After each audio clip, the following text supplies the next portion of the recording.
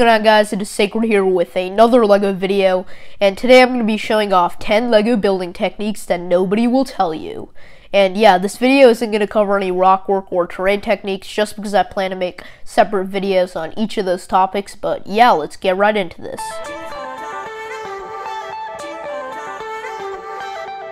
The first technique is definitely one of my favorites, and it's a great technique if you're building a castle-like structure, and it involves the Headlight Brick, where you place it on its side with the indented portion, and it makes it so only the stud is protruding out, and it adds variation while still flowing with the rest of the build, unlike a regular 1x1 plate placed on a 1x1 snot brick.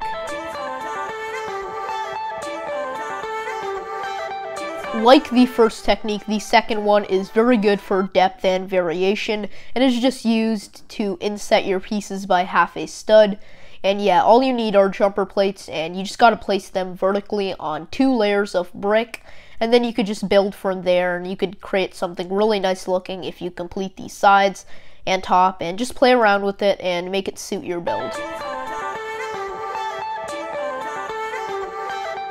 And yeah, the next technique uses the same build from the previous technique, but it is a completely different technique, and yeah, it's just the portion that is inset, but yeah, it is a cool diagonal building technique that is really unique, and all you need are some 1x2x3 rock work pieces and 1x2x3 inverted rock work pieces, or slopes are what they're actually called, but yeah, they just fit in together perfectly and create a really nice looking unique product.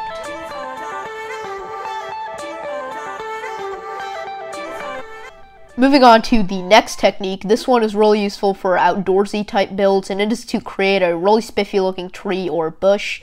And all you need are 1x1s with studs on all 4 sides, and then a lot of plant pieces. The more the bigger you can make your tree or bush, and then you just place the 1x1s at an angle, and then just place the plant pieces on all 4 sides. And yeah, after the first layer is done, start stacking the plant pieces together for the other layers, and yeah, the final product is going to look really realistic for LEGO standards. The fifth technique is very simple and is probably the easiest way to build in 2 different directions. And yeah, it is an illegal building technique like some of the other ones I'll be taking a look at later in this video, but all you need is a plate and brick of the same dimension, and then at least 2 cheese slopes, and all you gotta do is place the cheese slopes in the corner of the plate, not the brick, because there is a chance of getting the cheese slopes stuck in the brick. And then just place the plate on the back side of the brick, and you got yourself a pretty cool looking mutated brick. And yeah, you can also do it with 2 plates, but that's just harder to cover up all the gaps, so I just recommend using a plate and a brick. The next technique is very similar to the last, where it's meant to be something that you could build off both sides with, and it's just better if you're building a mech-like thing or like a boulder or something like that. And all you need is a lightsaber hilt, and since both sides are an open stud, you could just easily start building off both sides, and it's definitely not the most stable thing, but it does the job. Moving on to the next technique, it is really useful if you want to make a realistic looking hut or just a curved wall, and all you need are 1x2 plates, 1x1 plates, and studs. And yeah, you just gotta mix and match them to create a really nice curve that you like and that suits your build. And yeah, this is definitely one of the more useful techniques and can create a really nice looking product. And the next 2 techniques are both snot techniques that I find really useful, starting with the one that I use all the time. And this is a really good technique if you don't have a lot of these snot pieces, because they aren't too common in sets, and they're like 30 cents on Bricklink. So yeah, you just need a regular 1x4 snot brick, and then 2 of these snot bricks that I don't know the name of. But yeah, just place the 1x4 over the 2 other ones, and you got yourself a snot configuration where you could place pieces vertically and horizontally without a gap, and this is really good to support rock work.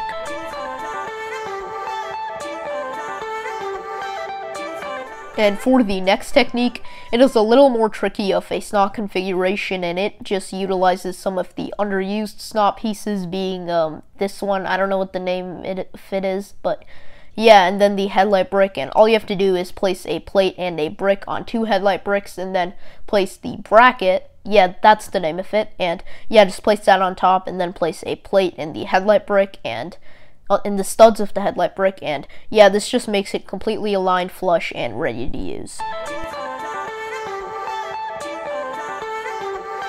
And the final technique is an illegal one, so yeah, you can't use it for your LEGO Ideas project, but it is a really good technique to use for a decaying wall type of build. And yeah, all you need is a bunch of tiles and snot bricks, and then just place the tiles at different angles so they overlap and create something that looks really destroyed, decaying. It's kind of hard to explain, you just gotta play around with it to create a final product that fits your build. So that is pretty much it for all the techniques. My favorites are probably the headlight brick on its side technique and the first snot technique I talked about. And yeah, tell me your favorites down below. And yeah, I really hope you took this video as food for thought and learned something from it that you can utilize in your own builds. And yeah, if you didn't, then maybe you need to rewatch it and give me some watch time. But yeah, take care and peace out.